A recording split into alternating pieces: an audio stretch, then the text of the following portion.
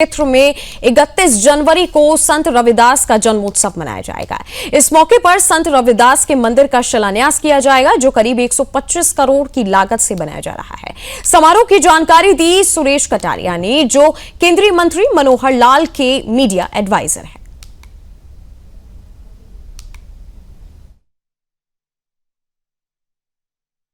कुरुक्षेत्र में आने वाली 31 जनवरी को एक बड़ा समारोह होने जा रहा है।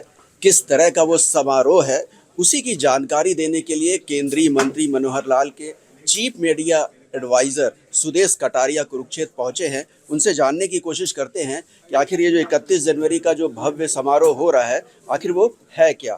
तो कटारिया साहब, एक बड़ी योजना के साथ यहाँ आप कुरुक्षेत्र पधारे हैं। यहाँ पर एक बड़ा समारोह आप करने जा रहे हैं, क्या है उसके बारे में बताएं। बहुत बहुत धन्यवाद मिश्रा जी। पहले बात तो एक भव्य और दिव्य एक आयोजन हरियाणा सरकार अपने स्तर पर गुरु महाराज जी की जयंती 649वीं जयंती कुरुक्षेत्र में हर्षोल्लास से मनाई रही है।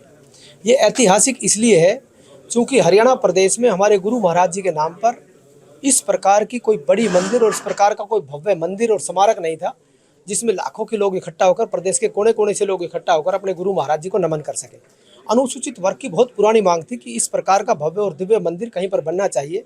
तो हरियाणा प्रदेश के पूर्व मुख्यमंत्री और राजनीतिक संत, हाल में केंद्रीय मंत्री माननीय मनोहर लाल जी जब हरियाणा प्रदेश में बतौर मुख्यमंत्री थे, तो उन्होंने अनुसूचित वर्ग की इस मांग को माना और 5 एकड़ जमीन हाईवे पर देकर, आज मुझे लगता है कि 150-200 करोड़ की वो कीमत होगी, दलित वर्ग को कृतार्थ करने का काम किया।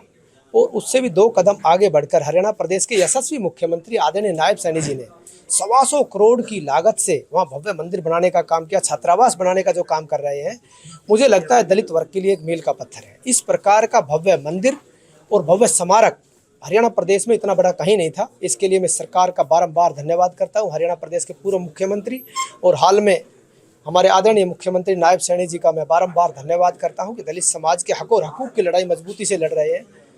जिस प्रकार की मैं पूर्व की सरकारों की बात करें तो पूर्व की सरकारों में एक कहावत थी, आज दलित वर्ग के लिए चरितार्थ हो रही है कि बिन मांगे मोती मिले, मांगे मिले ना भीख।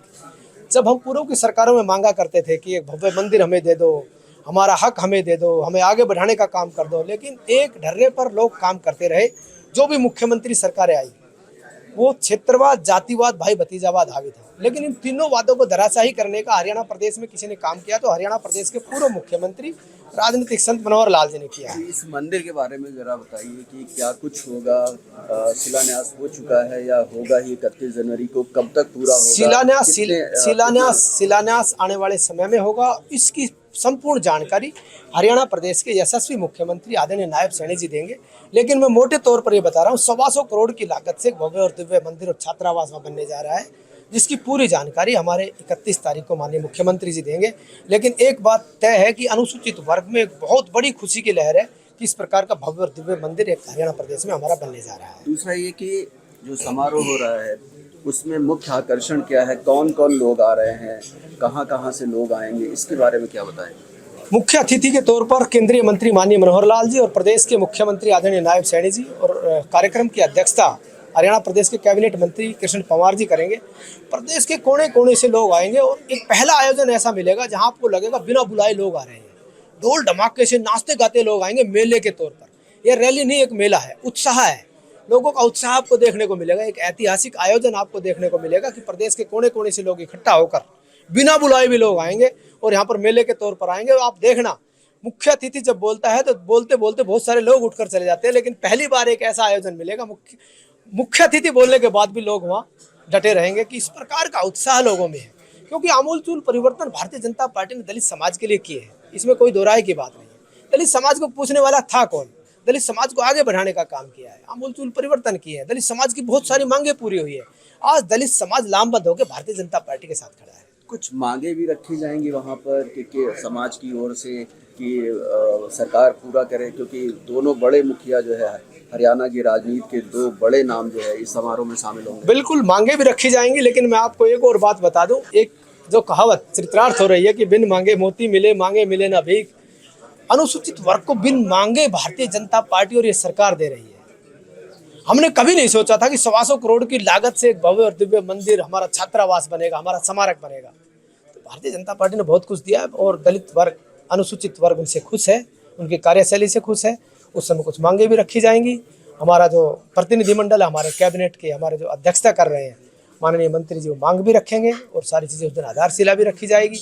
लेकिन मैं सिर्फ आपको अपने ट्रस्ट की तरफ से इतना विश्वास दिलाता हूँ कि बड़ी हर्षोल्लास से ये जयंती मनाई जा रही है और अपने गुरु महाराज जी को नमन करने का मौका भी मिलेगा। और जो गुरु महाराज जी की जो वाणी थी, ना काहू से दोस्ती ना काहू से बैर, उसको चरितार्थ करने का काम हरियाणा प्रदेश के पूर्व मुख्यमंत्री और केंद्रीय मंत्री माननीय मनोहर लाल जी ने हरियाणा प्रदेश में भी कर दिया और बखूबी आज देश में भी कर रहे हैं। धन्यवाद सुदेश जी। तो ये थे सुदेश कटारिया, मौजूदा केंद्रीय मंत्री मनोहर लाल खट्टर के मीडिया एडवाइजर हैं। 31 जनवरी को एक बड़ा समारोह संत रविदास जी की जयंती के उपलक्ष्य में मनाया जा रहा है और ये उम्मीद की जा रही है कि इस समारोह में 125 करोड़ रुपए के संत रविदास जी की एक मंदिर का भी शिलान्यास किया जाएगा। कैमरामैन सुनील के साथ हरे राम मिश्रा, सुदर्शन न्यूज, कुरुक्षेत्र।